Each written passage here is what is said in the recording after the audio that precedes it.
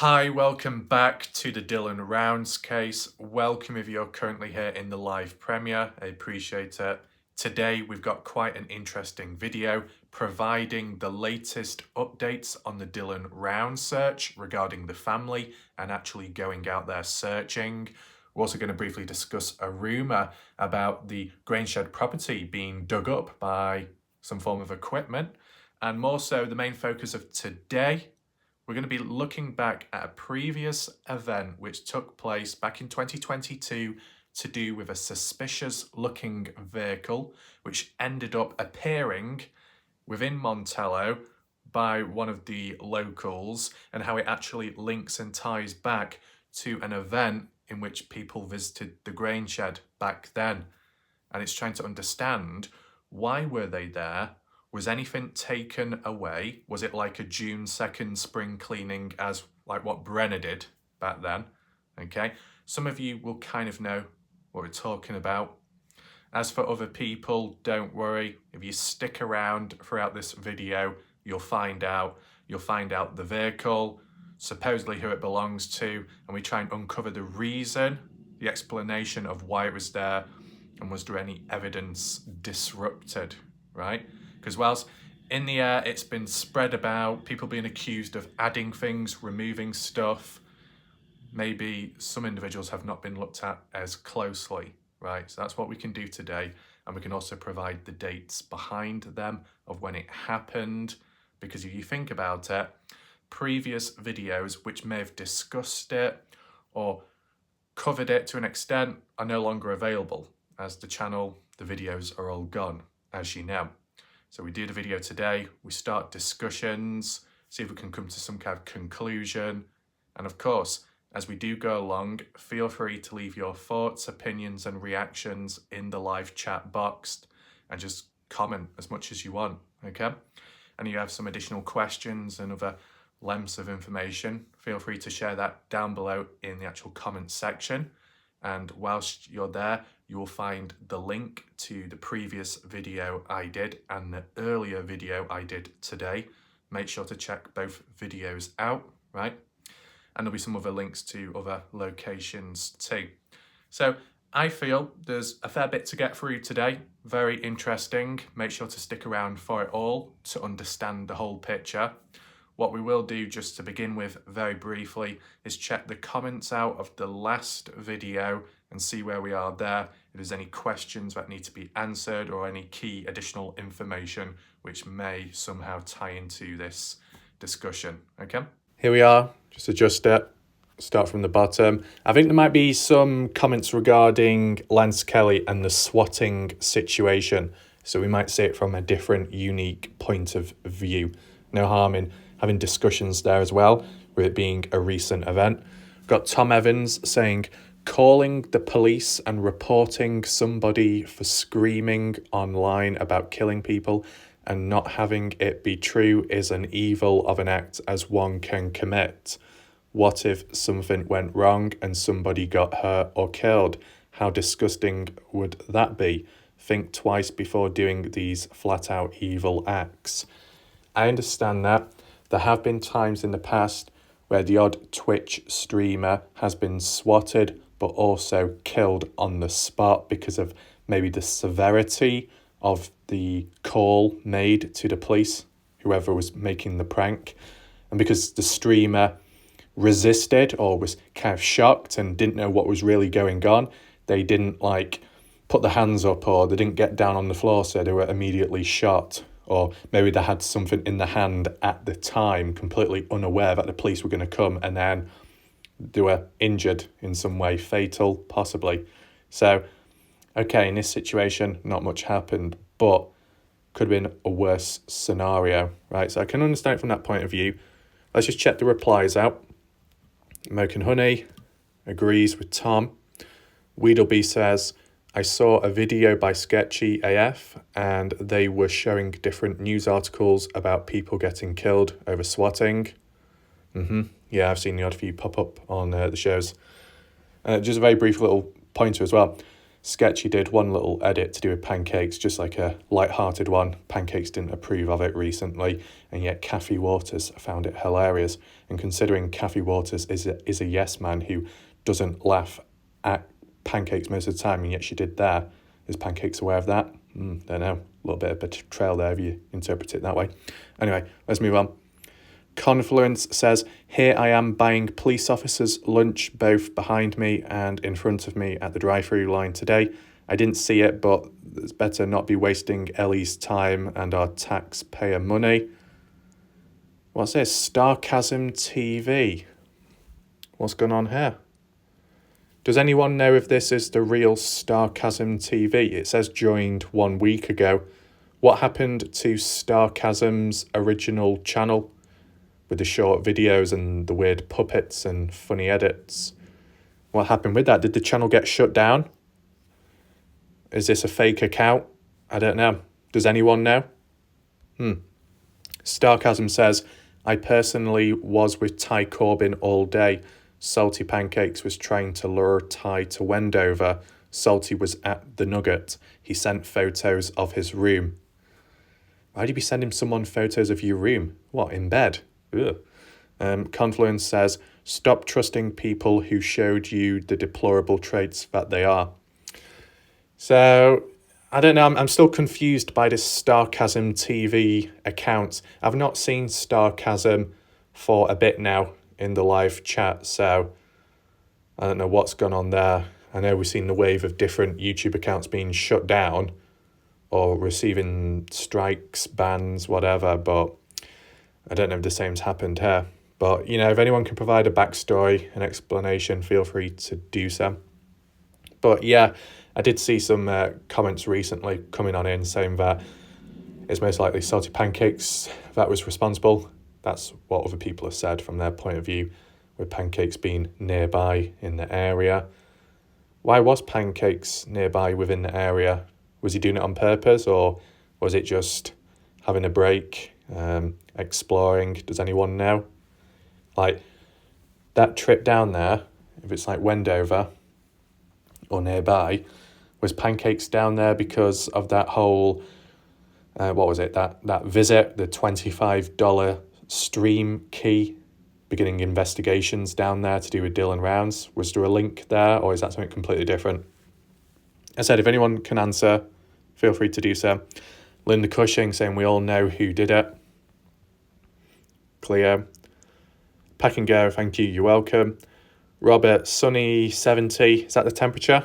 Well, Buster Bratimers says, I talked to Ty Corbyn yesterday after I saw Lance's live. Ty didn't even know he was broadcasting. He told me he didn't do it. Salty was in the same town down the street when the SWAT happening. Do the math. Well, we don't need to do any math because there's no numbers present. Responses. Oh, here we go. Some more comments by Sarcasm saying, I was with Ty doing research on Aidan Clune. Salty tried luring Ty to Wendover. It's the same one, isn't it? Same comment. I saw the text, Salty is a tacker, a twacker. Do you mean twat? Confluence saying, Lance is pulling police report to see who did it. And that was from 8 hours ago. Sarcasm saying, good. Then all can see what a liar... Then all can see what a liar Lance is and how creepy and dangerous Salty Pancakes is. See, this is the thing. If you're covering a case and, you know, you get involved in drama, whether you do it yourself or you just get dragged in somehow, if you just so happen to be in the same country as these people, you are going to be targeted more. If you're within the same state, then it's going to be even more intensified, right? If you're on the outside, you know, you're a bit further away, a little bit more leniency, right? Of course. But, you know, I wasn't aware at the time. Kind of weird knowing that Lance was here and Pancakes wasn't too far away. But obviously there was no face-to-face confrontation. Is there a possibility that Pancakes was peeking through a window, watching it happen? I'm not sure. Did he have his binoculars out? I don't know. But you see, the proves video, who did it? I worded it vaguely like that because you can't just go in 100% and say it's definitely this person. Because if you do, then it's not exactly appropriate. If Lance is checking who made the call, the report, then we might get the answer. And hopefully soon, just to clear up any confusion and see if people were right in the end. But is there any counter comments though? Cleo saying very entertaining, good to hear. Badger saying, Rafi, let your hair grow long. Now if I let my hair grow long, it's going to irritate my ears. It's going to get into my ears. If it gets to that case, I'll just have to borrow Betty Haywood's headband. That probably would do the job. Gorilla Jack saying Salty swatted him. Okay. Donnie does the dishes. So we've got an alternative point of view now. Let's see how this adds up. Donnie says, don't be shocked if it comes out that Lance swatted himself. Think of the staging of the shovels, the endless human bones he keeps finding, the eating of his pets, the begging for your money so he can wander the desert in his flip-flops like Jesus did. Is there anyone in the chat that agrees with that opinion? Confluence, but Lance wouldn't have been shaking like a leaf if that was the case. Hilarious, wandered the desert in flip-flops. All I would say is, if Lance did set it up himself, then how did he manage it whilst doing a live stream and holding his phone in front of him using the camera? Like, if you were going to make a call, then you would hear the call during the live stream, right? Him dialing it up. How could he stage it whilst he was there? Or do you feel he called the police before he started the live stream? I don't know how long the live stream was into it when the police did eventually come. It wasn't immediate. It was after shutting Pancakes down. So more on that, like the way I would see it is, if you got Pancakes, he's nearby as well, which is a bit of a coincidence. He does reach into this live stream online on YouTube, I guess leaving comments, despite not going face to face with Lance, considering they're close by to one another, supposedly. That could highlight a thing there. Some people could say, well, Pancakes is a bit of a coward in a way, not going face to face if they're nearby. And when getting shut down, and maybe frustrated by that, then decides to call the police because, he's nearby, he can watch it unfold, maybe, as a form of entertainment, right? You think of prank calls, okay? You can get prank calls which lead to swatting. Pancakes has extensively done prank calls on his channel, although it could be considered light-hearted. It's still prank calls. It's still wasting people's time, reaching out to these random businesses left, right, and centre. And, that type of stuff probably isn't the best of things to do. And then when it gets on a more serious level, such as the swatting, possible crossovers there. If a person is known for certain types of behaviour like that, making false calls, then you could say, oh, there must be a link there with that person and this whole swatting, because that was a false call too. But as well, someone like the Shack Lady, I noticed the Shack Lady in the past was laughing along with these fake prank calls.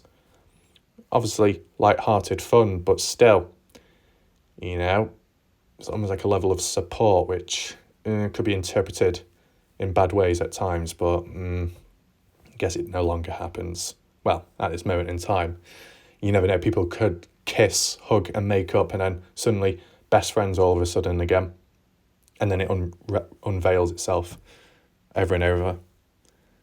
Let's move on. Pack and go. Rats. Poor Lance and his family going through that shit pisses me off. Looks like a far left leaning douchebag would do such damn low dirty things. Betty Haywood, you're awesome. Thank you again for the fun and the kind words. Appreciate it. Means a lot, and you're so funny. That's good. That's good to hear. Shout out to Betty Hayward for her recent presence in the live chat, as well as sticking throughout the video. It's good of them. Obviously, people can be busy at times, or they might have to appear on other channels in between, but to be able to make some time to appear, that's good of them. So, yeah, Betty. And what's this one? A few comments by Sun saying, Warlike Raf, when police pulled up to Wormy Boy, the most important thing for you all to remember is that Lance lied to the police, telling them that he works with both Box Elder Sheriff's and Elko Sheriff's Department in search and rescue. A blatant lie. Truth is, Lance has no training, no certifications. He is a green, purple-haired, unemployed grifter begging for money on YouTube. Now, maybe I didn't quite hear it myself at the time. I didn't hear Lance say that he worked with Box Elder Sheriffs and Elko Sheriffs. I didn't hear that. Can you provide a timestamp so I can check back on it? If not, I'll just try and play the video back. I just didn't hear it. I just heard him say, maybe the portion of the clip I played to you probably didn't include it. I mean, I can understand why Lance would say that, even though it may not be true, in the sense that because Lance, when searching in the past for Dylan, and the police advised Lance to be going to these spots which are within the mountainous area, maybe Lance thought he was a part of something connected, tied with this whole search and rescue and the authorities, because the authorities advised him to search here. So he thought that was like a task, a mission, right? An objective, working alongside with them, assisting elsewhere. You build that up into your mind, or if that's what really happened, then you could say, oh yeah, I'm working with them. But would the police, would the Box Elder agree and say, yeah, he's working with us, he's assisting? I don't know, maybe not. Do you think Lance simply said it just to diffuse the situation, to make it seem like there's a bit more authority and a bit more stability, right? If you appear as suspicious, or someone reports you as suspicious, and then police come along and question you, and let's just say you're a homeless person or something, then they're probably going to have interpretations, they're probably going to have generalizations on how they perceive and portray you immediately, maybe some form of judgment as well. Whereas if you can counter the claim and say, well, actually, that's my car over there, that Lamborghini, and then it's like, oh, okay, so you've got a bit of status. Oh, you are somewhat well off. Oh, I'm sorry for bothering you. Oh, and that judgment goes away. So if you say that you're official, or that you're a part of a bigger organisation, a bigger thing, partnered with authority, because the police themselves coming down, and you say you're working with the police, then that police guy present is probably going to, well, maybe back off more and think, oh, okay, you're an okay individual, even though that might not be the case. Though I feel that if that really was the case, then did the police do like some kind of background check later on to see if Lance really was working alongside with Box Elder and Elko Sheriff's Department in the search and rescue? I don't know. Because at the end of the day, Lance Kelly, general public person, volunteering to search for Dylan Rounds, which is good. And Lance has been doing it for quite a while now, which is consistent. You can acknowledge that. But he's still volunteering, right? It's like his choice to do so. He wasn't called up. He wasn't forced to do it. And he's not like a part of some organisation. Though, because of that whole cadaver dog scenario too, right? Raising money for that, getting a hold of one, beginning the training, you feel like you're a part of something, even though it may be still voluntary in a way. You know, you got a cadaver dog and you volunteer by yourself independently to go out there and search, you're still a singular independent person, not a part of an official group. So maybe, depending how you interpret yourself, if you're Lance, or you bend the words slightly just because you were alongside someone, just because someone told you and gave you an order to go here or go there, it doesn't mean that you're in partnership with them or working with them. They're just telling you to maybe move away, go over there and search. Maybe Dylan isn't over there, but the police want certain individuals to be away from the scene, so keep them busy by going elsewhere. Little possibilities, right? What else? Sun says, Warlike Ref, not sure if Lance was really swatted. His car broke down and he seemed agitated and angry. Perhaps he mouthed off to someone who reported him. When police pulled up to green and purple-haired Wormy Boy, police said someone called them stating Lance had threatened them with violence. The most important thing for you all to remember is that Lance lied to the police. Oh, right, it's the same thing. Wait, is it the same thing? What else? A blatant lie. It is captured on his video at around the 1 hour 15-minute mark, titled Swatted Live. Okay, I'll look back at that. The 1 hour 15-minute mark, that's where the lie was captured. We'll have to see about that. Truth is, Lance has no training, no certifications, no affiliation or working relationships with any LE or search and rescue K9 team. He is not a team player. He is an antisocial loner. He admitted to police he makes his living off YouTube by begging for money on YouTube. Wake up, folks. He's only wants cadaver dog to legitimize his begging scam.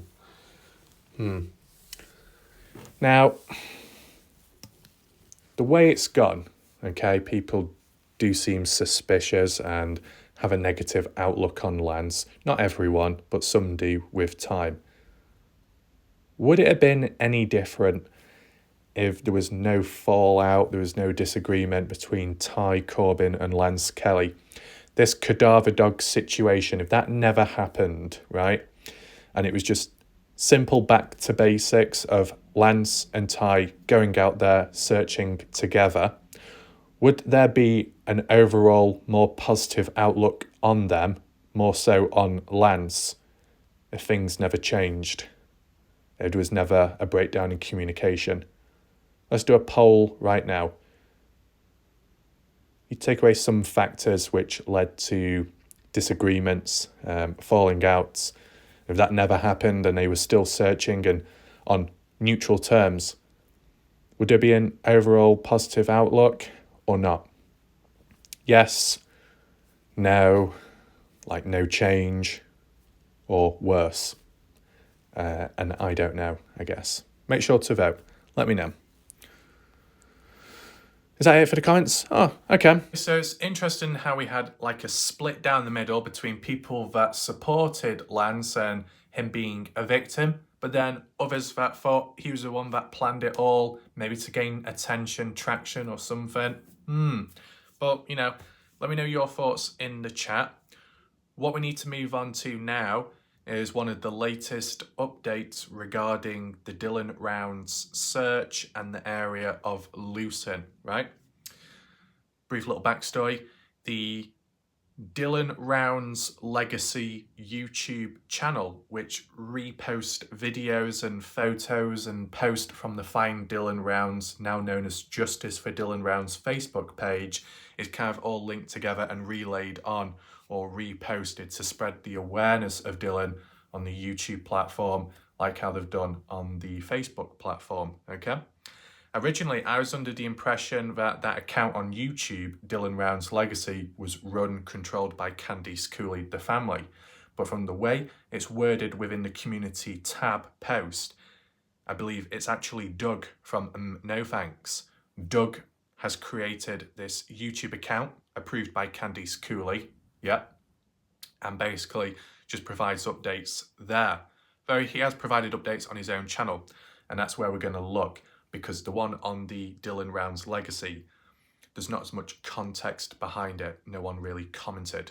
But on No Thanks channel, where the same exact update was posted, there's a little bit more confirmation and detail within the comments as people did ask questions. We'll read that out now and see where we are at this moment in time within the Dylan Rounds case and what's the latest development. As you can see, this was posted 1 day ago by No Thanks, and it reads the caption, "The search is ongoing for Dylan Rounds. As we speak, I will have an update with Candice Cooley this next week." So most likely on No Thanks channel, there will be an upcoming live stream interview with Candice Cooley. Maybe some interesting new updates. If there's any evidence that's been found, if they found any new traces or leads, maybe answering questions as well from the past to clear up any loose ends and bits of confusion.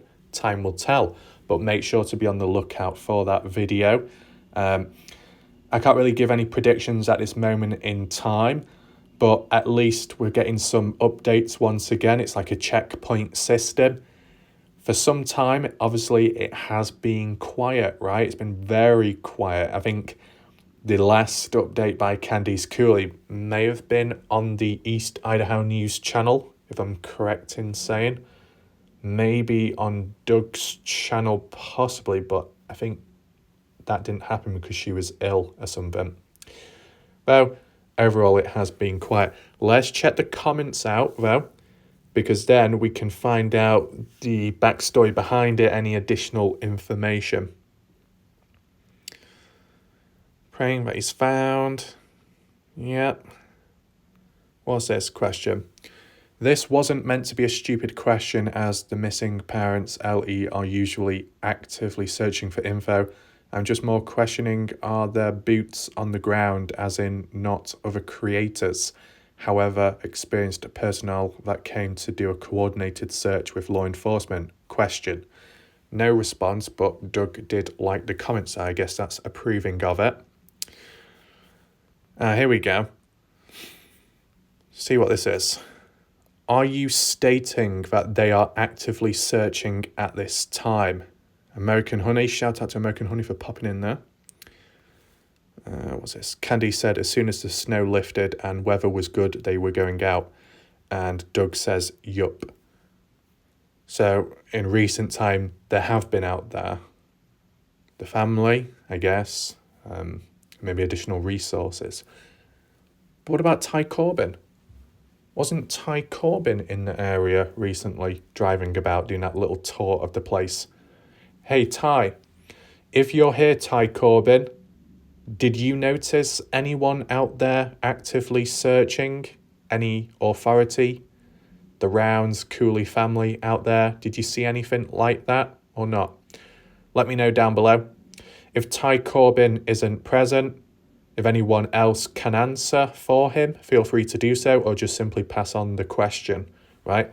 Because I do remember in the past, when it came to claims of people out there searching in general public and people hand in hand, someone like Ty Corbin or Lance Kelly in the past said, well, because when I was out there, I didn't see them doing that. So, you know, if there's other people out there who are within the area and they can give their eyes and share them with us of what they saw at the time, it may reinforce why it's happening or may counter it, right? Any more comments? No. So basically, they're out there searching for Dylan, right? And it kind of answers my question. A few weeks ago, I believe, I was talking about it in one of my live video premieres, saying how, you know, you look at the area. I think it was actually the one to do with the bra shed when we're analysing that with the clothing found within. And I was just basically saying how, you know, you look at the area, majority of the snow and ice has melted away. It looks reasonable out there. Why aren't they searching? And with this post, it seems to confirm that they are. How often? I don't know. How long for? Not quite sure. But it seems to be in recent time. And, you know, with time, and of course, the season's changing, the weather improving even more, it's probably just going to happen a bit more frequent, these searches. But I think we need to briefly talk about the other recent rumour, which does tie in with this. So, about that rumour, came from last night. Think it might have been in my video or somebody else's. You know, with the odd bit of chaos here and there, you can get a bit distracted. But Andrew Culver informed me about it. It originated from what Fast Eddie said last night.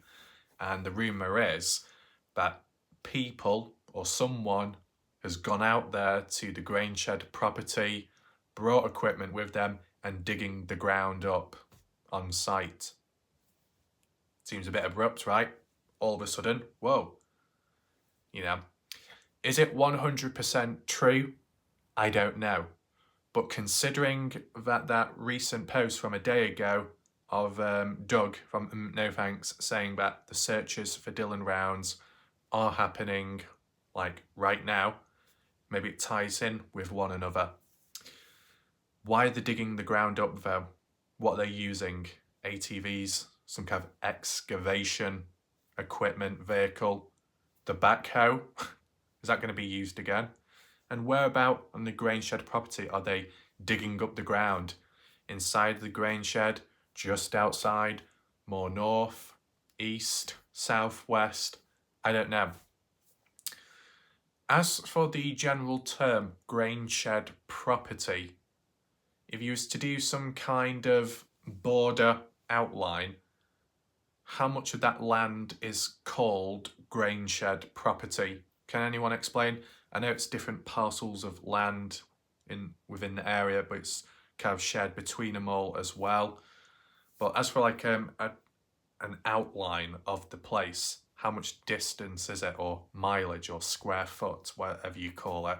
If anyone can give the figure down below, that would be appreciated.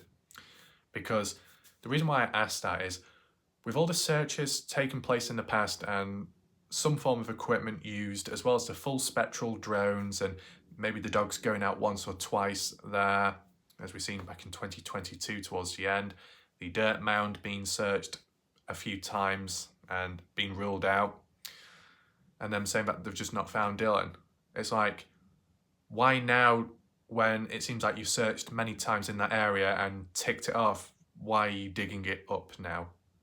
That's what I can't quite understand. Where it's literally on site and now you're deciding to dig it up. If that is the case, what's made you do it now? Why is it taking this long? If it's to do with soil disturbance, then why was it not picked up earlier on with the spectral drones which detect soil disturbance? Where did this lead come from to think, right, we need to take equipment down there and unearth it all? If that's really the case. Did Brenner talk recently, secretly?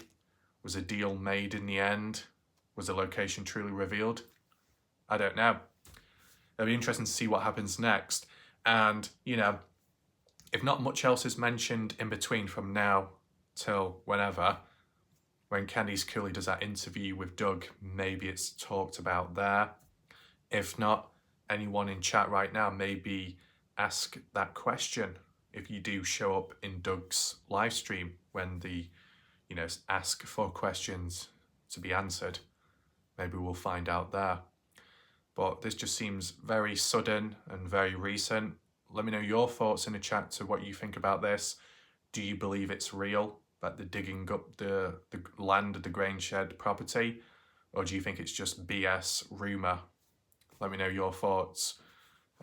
All I would say is, it wouldn't surprise me to an extent based off that Doug has provided an update as well, acknowledging that the family and people are out there searching. So that could tie in. But they must have received a lead somewhere to be going out there. Wait, why are two dogs going at it in the background? I'm looking through the window, two dogs were on top of each other. Well, not at the same time, one was on top of the other and then the one was below it. It only lasted 5 seconds. I mean, why does that have to happen? I'm trying to do a serious video and I get distracted. My God. Sorry about that.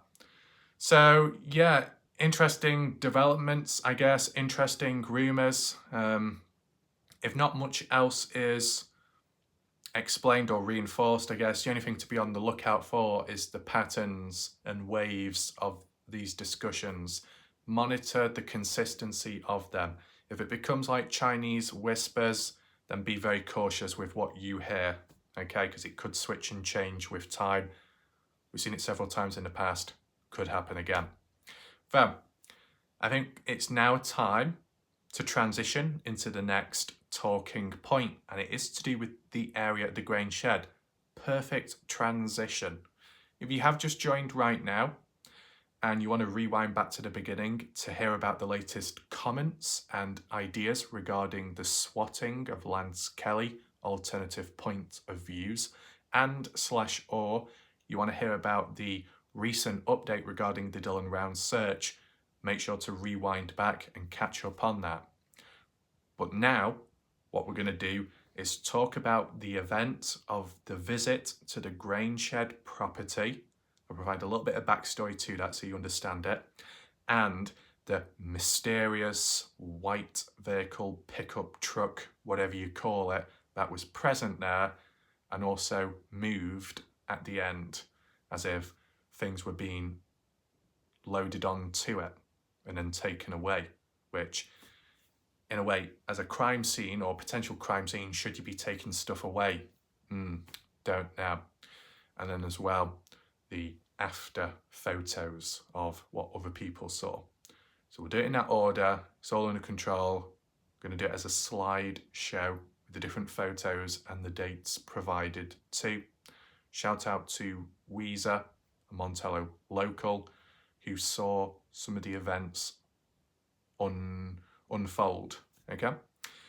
What I do want to say before we continue anymore, so there's no confusion, this event, this truck leaving the grain shed property, is not the event what some may be thinking, such as Tom Evans with the 28th of May 2022. We're not talking about that event, we're talking about after May, okay? Going into August, okay? Just so you know. So the brief backstory is, you remember that footage we analysed by Glorin Dellen, that woman. Glorin Dellen, who went out to the grain shed property, recorded it all, went up to the backhoe, went up to that dirt mound where we saw that weird box in the ground, etc, etc. Well, she was there, but she was also with Kurt Wadsworth, as you would have saw in some of that backhoe footage when he was getting inside of it. Salty Pancakes was there as well, the guy dressed in black with his rapper's cap on. I think it was backwards to appear, looking like a hard man or something. He was recording it. And then some other people in between, I don't know who they were, including that guy who was bald with the beard and the blue top, providing explanations of why the backhoe was moved. You remember all of that?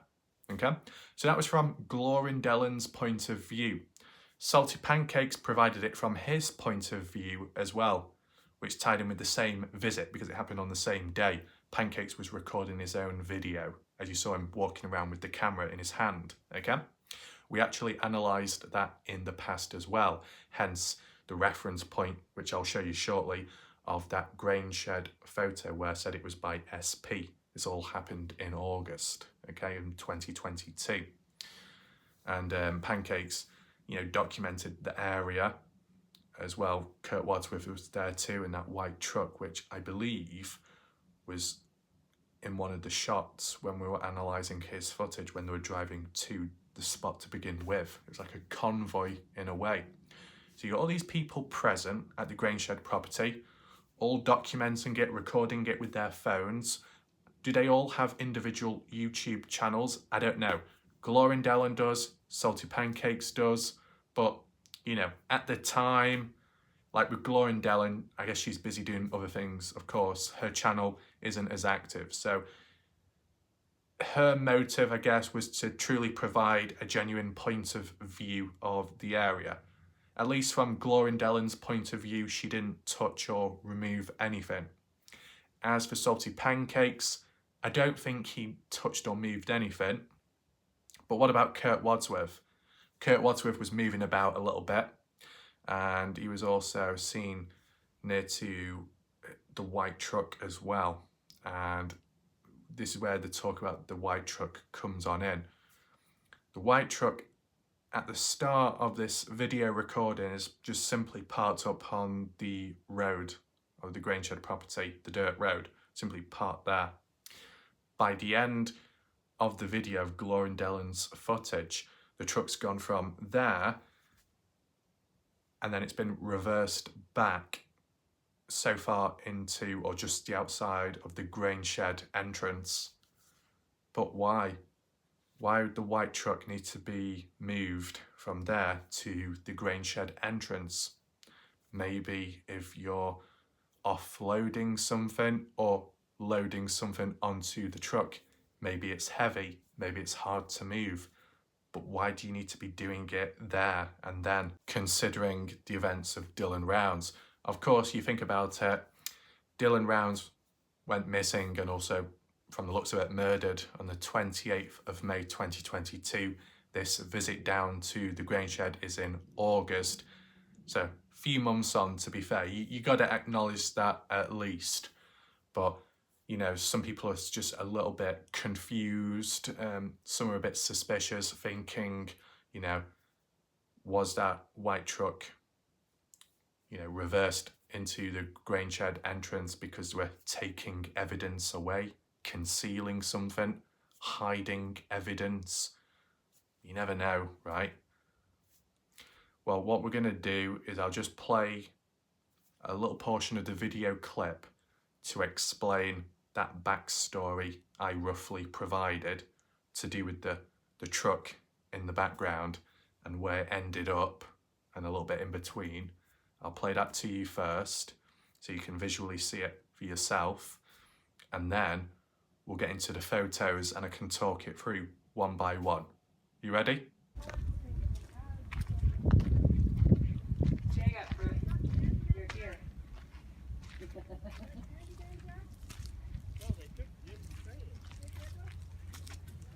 Hey, there's a hole right there. You think we can go inside or you good? Well, he said he granted permission. Yeah. Because the auger wouldn't fit inside, so we actually just pulled it in, and then the auger sat out the back, but the grain was inside. Okay. But Jim's trailer, you see the still over there? That's where his trailer sat. And it is gone. Over that steel stuff there. You can see Okay. from the live. Well, let's go. I don't think I've got it. Jeffy Joe.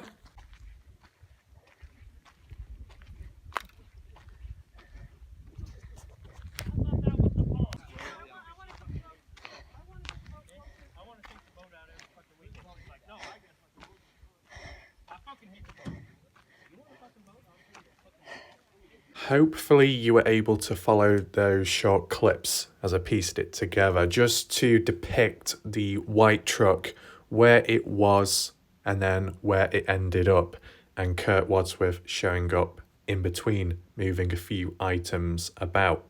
Let me know your thoughts down below. We're just going to do a slideshow, screenshots of those moments, and I'll just give you my thoughts and try and analyse. And then we can move on to some of the later photos which have just been provided in recent time by a Montello local, okay? So it might give a bit of a fuller understanding, right? So this image on screen, it was just like one of those placeholder images, as you know, but the image on the right-hand side where it says SP is a screenshot from that visit out there, from the clip what we just saw, but from Pancake's point of view, okay? Move on to here. This is by Glorindellon's footage. As she rotates the camera around, it depicts Kurt Wadsworth carrying something. Now, I don't know how heavy that white bucket was. Maybe a little bit of weight to it. We zoom on in. There seems to be a handful of white buckets within that vegetation. Some on its side and then a couple stood up. What's within those white buckets? I don't know. Is it a liquid, a substance? Is it a barrel, a bucket of bones?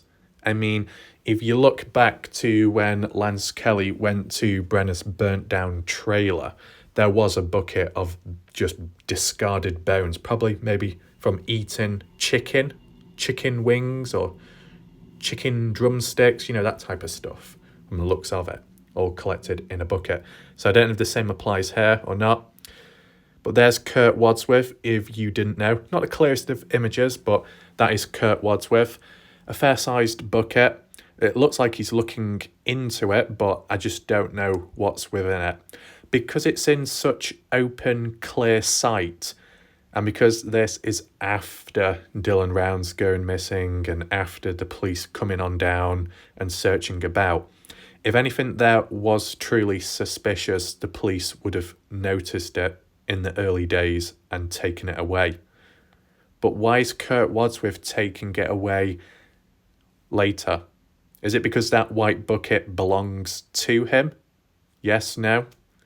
Or was he ordered to go and move things about? Let me know your thoughts. Is there anything suspicious behind this, or is it just simply normal? Then, let's focus more on what we see here. So you got a few bits of junk scattered about, of course, and we probably have, you know, looked at it previous. That structure there is Brenner's shed, Brenner's horse shed, in which inside it's just like a horse saddle, some feeder or hay, a few buckets, a bit of rope. Okay, that's all it is. Nothing too out of the ordinary there. Here's the white truck, which the Montello locals spotted later, but we'll get to that later. I assume this is Kurt Wadsworth's vehicle. I assume. Looks like he's putting some stuff in the back of it, and there is already a few other items too. I think a couple of those white buckets. And considering this truck ended up outside the grain shed property, the entrance of it, what else was being put into it? Not sure, because the video did cut out by then, which is unfortunate. There you go. This is on the way back from the dirt mound, Glendalen, returning back. Over there, you got Salty Pancakes with his bad boy hat flipped backwards. I mean, round this phase, those months ago, was Pancakes at this point somewhat okay? Not that problematic? Because there has been a bit of a downfall over time, right? It's unfortunate, it's a shame, but, you know, it's happened. Less about that, though. The focus, as said, the white truck. You see, it's clearly moved. Originally, it was there, near to that shed. It's not there now, because it's been reversed to back here. But why? Why is that the case? Why did it need to be reversed to the entrance point of the grain shed? Well, likely because there was items within the grain shed that were being taken out and loaded onto the truck. But what exactly? I don't know, because the footage did cut out. You can leave your thoughts down below. If you have an answer, if you can clear the mystery up, feel free to do so. But it's just that general concept. What you got to understand, it's not a true crime scene. It should have been, though it never really was treated as one. And the time scale as well, it expiring with time. Though, as Candice Cooley has said previous, and even in recent time, she doesn't want general public going out there and trespassing and disrupting evidence, causing contamination on stuff, harming the case negatively. Could you put that argument across here and say that's what's happened? Well, from what was said within the video, and I guess the general outlook, they had permission to go onto this land. Or at least Kurt Wadsworth did. And I guess maybe he invited the others down as well, such as Pancakes, to join, to tag along. But, you know, is Candice Cooley, or was Candice Cooley aware of this visit? aware of this footage of items being taken out of the grain shed. I mean, what you got to also understand, put aside the crime scene or the potential crime scene of where it all went down. You don't want to be touching or harming or disturbing anything, even after the police have left, just in case, because people always go back to double check on things or reanalyze. Just put that aside, right? As we know, grain shed property, it's not owned by Dylan. Dylan doesn't own it. How many items, though, in the grain shed belong to Dylan? That's all I would say. Because if really nothing belongs to Dylan within that grain shed, then you're not really disturbing Dylan rounds or his personal possessions.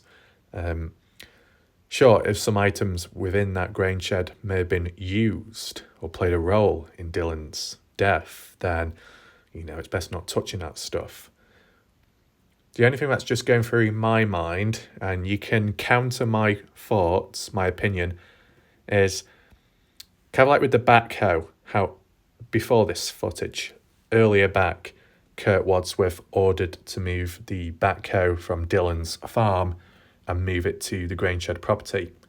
Kurt did that. He was allowed to. He was ordered to. Did that happen again, but with taking items away from the place? Does anyone know? And, with in time, fast forwarding on to present day, with there being a new grain shed property owner now, why did the previous one leave? Is there a reason behind that? Can anyone answer? But yeah, let me know your thoughts to what you think was taken away from the grain shed, right? Is there any other grain shed footage after this visit? I don't think so. Because all you could do, if it was possible, would be a comparison of inside of the grain shed during this visit, when Dylan was inside, and then newer footage to this day, to see, did anything get taken away? I mean, I don't know. Give me a second. Like when we look at that one, for example, it's not the best comparison, right? There were a few items scattered about, moved around, but that was probably because of the Heavy D interview, right? This, like the Dylan's visit with Pancakes, Kurt Wadsworth, okay? It's hard to tell what's been taken away. Clearly, things have been moved about, but what was taken away? Is there any items on the right-hand side which aren't in the left-hand side, which could have been taken by Kurt Wadsworth from that vehicle? It's a bit too abrupt to be doing a comparison, considering the time scale of both these are split apart by quite a bit, and it's not quite the right angle, lighting. As said, the only thing that stands out to me was on the bookshelf, middle shelf, next to that white object, there appears to be nothing there. But in Pancake's footage, zoom on in, there appears to be some kind of black object next to that white object on the middle bookshelf. So something like that black object no longer present could be when Pancakes and Dylan first went into the grain shed property, and then both left and walked about the area. Kurt Wadsworth came along, reversed the truck near to the entrance, went inside and took it away, hence why it's no longer there. Fast forward on when Justin went round months later. Is that a possibility? I'm just giving an example, just an example like that. I mean, most of this could be harmless, right? But these discussion points, this awareness, this noise needs to be spread and heard, so any loose ends can be tied up, debunked, or reinforced with additional stories by other people, okay? Because this isn't the first time a truck has supposedly left the grain shed property carrying stuff, which was earlier on, which was on the day of Dylan being taken out, okay? Do we talk about that right now? Well, yeah, we can briefly talk about it. Is there any more images, Phil? I think that was just like a different angle, just trying to zoom on in. It's hard, to see. I mean, it looks like there's something in the back of the truck, something grey, But then again, maybe that isn't within it. I don't know. It's a fair size though. But normally you'd end up reversing a truck into something, so then there's not as much distance to cover when manoeuvring it. Hence, it could be heavy, could be hard to move, awkward, right? Just makes it a bit more practical. But why? Why didn't it need to be moved? Why didn't it need to be taken away? That's what the question is, right?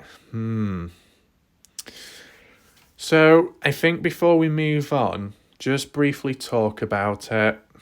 If there's more additional information, or there's actual screenshots or photos or material that can be shared later, sent via email or Instagram, feel free to do so.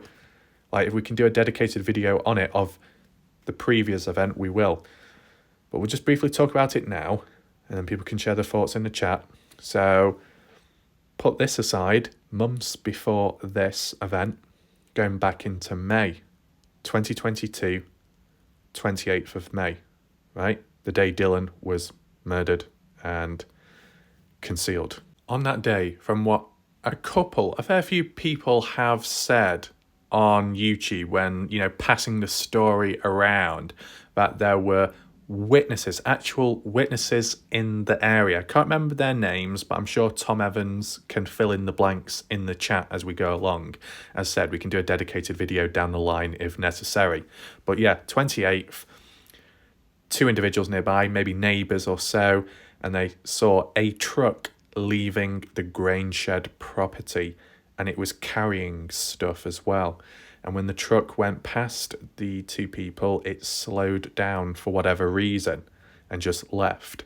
Now, on any other day, any other month, it may seem normal, coming and going, collecting items, resources, or dropping stuff off.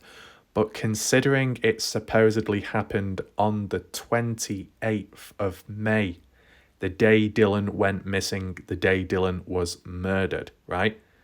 Anyone accounted for within the area at some point, more so early on, was considered a person of interest. Either they were responsible, or they may have known of something, seen something happen if they were in the area, such as Brenner, to an extent, such as Don Hately, right? They're the ones closest to Dylan. Not in terms of relationship, but more so location, distance, okay? So, depending exactly what timescale it happened, whether the truck, was leaving the property after Dylan went missing, after Dylan was killed, or before all that event took place, I'm not quite sure, but hopefully we can make more sense of it down the line. But, it just raises those questions. What was that truck doing to begin with? Was it assisting with Brenner in disposing of Dylan rounds? Was the person driving the truck connected with the case, involved, or completely oblivious? Was it way after Dylan was disposed of and buried, and it was just simply a visit down, getting some items and then leaving, and Brenner didn't make a scene? There was nothing odd, strange to see. Has that truck driver been interviewed ever since, or contacted by the police? It seems to have fallen on deaf ears. You could argue it fell on deaf ears because it's a load of BS. Well, if it's not that, then maybe an interview should take place, but yeah, I think it's dragged on a bit with nothing happening. Now, because I didn't know about this earlier on, I couldn't really do a video on it, right? You can only do a video on something when you find out about something, right? Even if it is, not much you can really do. And more so for this video, it all ties in together with it all being about the grain shed property and patterns and trends of vehicles coming and going and collecting stuff from the place. Considering the area, Lucin as a whole, is described as a ghost town, very desolate and quiet, yet you've got people coming on down, activity going on. Makes you think. Now, random question. Has there been more levels of activity in Lucin post Dylan's disappearance? Yes, no. I'm not really talking about the search and rescue attempts trying to find Dylan, but the people and everyone else in between that have been coming and going for other reasons, right? Has that spiked, increased in frequency compared to beforehand, before Dylan went missing? Can anyone confirm that? It's just worth pointing these points out just to see if there's any linkage, right? So, with that all in mind, let's return back to the discussion and focus from what looks to be Kurt Wadsworth's white truck, which you can see on the screen, of course, right now. We move on to the next slide to continue this story. So, this was a screenshot Weezer took, which is very helpful, very good, considering Pancake's footage of the grain shed property at the time was deleted or privatized for certain reasons. I think it was because of Candice Cooley wanted to lay low, reduce the heat levels so Pancakes wouldn't get in trouble at the time, right? And then maybe the odd clip was re-uploaded, but it was never the true footage uploaded, which was a bit unfortunate, though I did document it all on my channel. So if you want a bit of an archive of Pancake's visit to Montello to begin with, and then Pancake's visit to the grain shed for the first time, make sure to check out my previous videos, okay, on that. See, this is what I mean. It wasn't planned at the time, but it was worth documenting it, not as a whole because of obvious copyright reasons, but at least getting the odd screenshot or the odd 30-second clip, because you think fast forward into the future and look where we are right now. Pancake's main channel has gone. All the videos have likely gone, and there's no more material. There's no more research. It's all been lost from the looks of it, at least.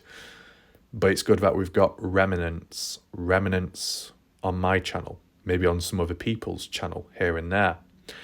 Now, the reason why partially I was able to do this is because of background experience when it came to the Kenny Veach case of people randomly disappearing, channels, videos, the lot, comments too. So you had to try and document it all and get the timing right. You don't know when people will go or videos, but it can happen. And at times it did happen. So the same's happened here with the Dylan Brown's case. For other reasons, but it still happened. So this screenshot basically gives the date of that visit by Pancake's footage, which coincides with the time of Glorindellon's footage as well, because they were both there at the same time, as you saw in that frame, in that shot. So this basically, we'll just refer back, this screenshot here, this footage by Glorindellon, which depicts Salty Pancakes, Kurt Wadsworth, and a few others, all occurred on the day of August the 21st, 2022. Months after Dylan Rounds went missing, months after the police went down and search and rescue and didn't really get anywhere, right? So with the months passing by, it wasn't as fresh, the crime scene, the area as a whole. So if you went down there, there's a bit of leniency, okay? If you went straight after Dylan went missing, then that could be a bit problematic, right? If you start touching stuff before family have even got there. That doesn't seem to be the case this time round. So that just provides a little explanation of when this all went down. As I'll repeat, August the 21st, 2022, at the Grain Shed property, Lucin, Utah, Salty Pancakes, Glorindellon, Kurt Wadsworth, and a few others being present, as well as that white truck. Move on to the next shot. This is a screenshot or a photo taken by Weezer, a Montello local who was driving by Montello, the town in Nevada. And look what shows up, that white truck, the same exact one. Now, this is the thing. When you look at the back of it, look what's within it. There seems to be a big grey object. Can you see? That big grey object in the back of the truck. That looks like the same object what we saw here. Can you see that like grey outline? Same colour as the grain shed wall, but it's in the back of the truck next to that guy in a blue shirt. Can you see that like greyish object? Looks like a bit of a rectangle in the back of the truck. That is seen here. A fair-sized object. What is it? I don't know. Has it got anything to do with Dylan Rounds? Is it any potential evidence? I'm not sure. Is it work-related material? Was it a task to take stuff away because he owns it and the property owner doesn't want it laying about anymore? I don't know. But you can quite clearly see that there are still remnants of items directly from the grain shed property which were taken down or taken back to Montello, Nevada. But why? Is it the same exact truck? Well, it looks to be. It's white, same length, same shape. You look at the tyres, the tyre pressure, the suspension. It's got writing on the tyre as well. We just compare it back to this one. White truck, as you can see, it's got the tyres, the suspension is the same. It's got the writing on the wheel. Yeah, same exact truck. And because it's in Montello, Nevada, parked up, most likely belonging to Kurt Wadsworth, most likely here because this is where Kurt Wadsworth lives. But what did he do with these items in the back? That object as well as those white buckets, where did they end up? What were they used for? Thrown away? Reused? Buried? Does anyone know? At the time when Weezer came across this, her feelings toward it was, this is a bit sketchy. This is a bit suspicious. And then upon her realizing and finding out about the footage online by either Gloria and Dylan or more so Salty Pancakes, it clicked, linked together. It belongs to that person, Kurt Wadsworth, who obviously lives down here. He's gone out there to get hold of stuff and he's come back with it. But why? Okay, as said, if anyone can clear it up, that will be appreciated. If there were answers on, let's say, Salty Pancakes channel, those answers are no longer there because, of course, the channel has been deleted and so have the videos. That's why we're doing this, so we can get to the bottom. Now, you might be wondering, well, what about the timing, though? The timing of this? Don't worry, Weezer provided an explanation. This vehicle turned up, was present Monday, August the 22nd, 2022 at 7:43 p.m. As when this photo was taken by Weezer in Montello, Nevada, which is a day after Pancakes video, August the 21st, in which this was the date on screen when all these people gathered at this area. So 1 to 2 days later, Weezer came across the vehicle of Kurt's in Montello. Interesting, right? And there's the date of it to reinforce it. In addition, some side info, I asked Weezer about that other truck on the 28th of May. Did you know about it? Leaving the grain shed property. Considering this theme about Kurt's vehicle as well in August further on. And Weezer said that might be, I think a witness reported seeing a truck leaving that day, a Juali, I believe. Okay. And also Weezer says there is also a reliable local that is not a Wadsworth that did see Dylan in Montello Friday morning. He was standing next to his truck at the Cowboy. That's the bar, the bar and grill. She did let Ellie know that he was seen in Montello Friday morning. Well, that's good. That's good to know.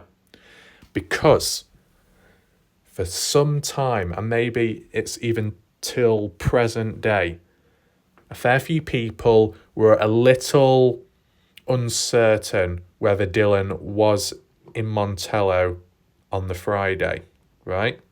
We heard about Dylan Friday night at his farm in Lucin, 11:30 to 11:45 p.m. doing farm-related work as the campers, hikers, witnesses at Little Pigeon Mountain camping out there overlooked the farm and saw the action taking place. But he was trying to understand what was going on earlier on in the day.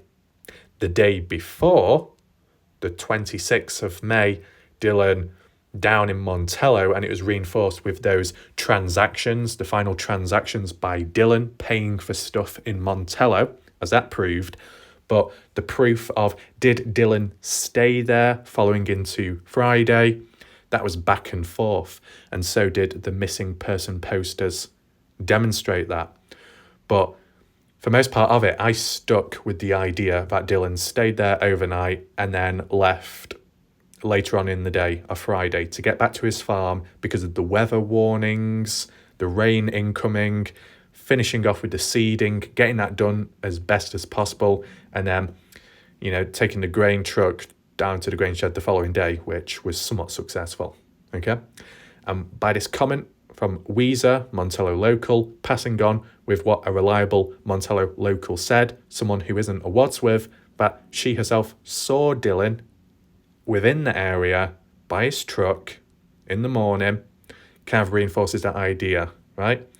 And it's good that, they told the police about it. Yeah, did Candice Cooley ever fully confirm with certainty that Dylan was there Friday in Montello? I don't know if she ever brought that back up, because she did highlight that there was a bit of uncertainty, but surely the police should have told her that Dylan was there on a Friday as well. But Candice Cooley never seemed to acknowledge that in the videos or interviews. Correct me if I'm wrong, but interesting. But at least that reinforces certain points, at least, that Dylan Rounds, the 26th and the 27th of May 2022, Dylan was in Montello, Nevada. And it wasn't just Kurt Wadsworth that acknowledged it. Other people did too. Okay, that's good. So I hope this video was able to spread awareness of the event, August 21st, 2022, with that visit down to the Grainshed property. If any additional discussions can take place, then that'll be all good. Hopefully you found the video somewhat interesting, or maybe you learned something new. If you do have any questions, additional ones, list it down below in the comments section. If you got any additional information or experiences, feel free to share that down below too, and we'll see where we are from there. We'll also see what happens next within the Dylan Rounds case, what to talk about next, how do we link it on. Said in the coming next week, Doug said, interviewing Candice Cooley. So maybe in between we try and make sense of what's currently going on, or at least try and clear up the past events which have, or supposedly took place at some point back then. And then maybe we can type some loose ends in between. If we don't manage to get it all done within this time period, then maybe we can cover it at a later date. We just see what's ahead, because you never know, what's ahead may clear up previous discussions or previous video ideas, right? Then it may not need to be made. Though if it ends up leading to more questions than answers, then of course more videos and more awareness of the case, right? So as I said, see what happens next, and as well external drama as well. We'll see what goes on there. Will there be more to come? Most likely. My predictions are, and I did say this like months ago, and I'll say it again, reiterate, even if Dylan Rounds is found, the drama which originated from the case will continue on, and the grudges as well. It doesn't have to be about finding Dylan anymore. It could be just to do with finding anyone in the area. And if those individuals are still present, obviously because some of them do live there or live nearby, those grudges will still be present, right? Like the people that call Lance out and say, oh, he's doing it for other reasons and not genuine, okay? You take Dylan Rounds out of the picture, searching for him, right? And all that drama. Then you've got Susan Powell or Tommy Novak or someone else or Aidan Clune, right? That's what I'm thinking. Yeah, I think the next wave of drama, which will incorporate Pancakes and his crew, Lance Kelly, a little bit of Ty Corbin, possibly Jim Terry, depending if he's still active on YouTube, will be Aidan Clune, right? We've had all this drama from Dylan Rounds. What are they doing? They're doing this, they're doing that wrong. They shouldn't be doing this. They're adding to this, they're taking that away. How could you? Oh, conspiracies left, right, centre, right? That started easing off, moving away from it, slowly transitioning into the Aidan Clune case. Treat this drama as a tornado. It's present, but it's on the move. It's been in this area. It's turned and chewed stuff up, spat it out, leaving remnants, leaving destruction and lack of hope. Now it's on the move to the Aidan Clune case. That's my prediction. We'll see what happens down the line, okay? In the process, fam, the past stuff, the mess left behind, such as Dylan Rounds, that's being cleared up right now as we go along, such as by my channel, mainly my channel, clearing up the past, right? All under control. I think we're doing okay. What about Black Dove? Is Black Dove still present? Has anyone seen Black Dove on any other channel? The whole talk about the LiDAR, is it LiDAR or LiDAR in Utah? I don't know, it's a tongue twister at times. The plane flying on over, circling Candice Cooley's Justin Rounds' houses, supposedly. That talk was very repetitive, short burst of it, but very concentrated. You remember, more on Jim Terry's channel where it was talked about. That's died down ever since. It's gone very quiet. As for the Dylan Rounds documentary by Paramount, Part 1, Candice Cooley did say in April, and of course we're in April, not much has happened, well, supposedly. But Candice Cooley said somewhere around mid-April. Mid-April. Are we mid-April yet? Not quite. So there's still a bit of time. And of course, Candice Cooley does roughly estimate, right? If you remember, Candice Cooley saying in the near future or coming very soon, we're going to do an interview. We're going to reveal updates. Fast forward a few weeks on or more, and then it came. So maybe it'll be late April when this documentary comes about. What I do want to say is, this upcoming video on Doug's channel, this interview, I guess, update by Candice Cooley, it might incorporate the talk about the documentary and the timing of it, giving a date, an update regarding that. You never know. It could all tie in together because it seems to be like all within the same space. So we'll see. Any roadblocks or anything like that ahead? Time will tell. Not much more I can say at this moment. Hopefully you liked the video. And yeah, thanks for watching. See you next time. Goodbye and good night for now.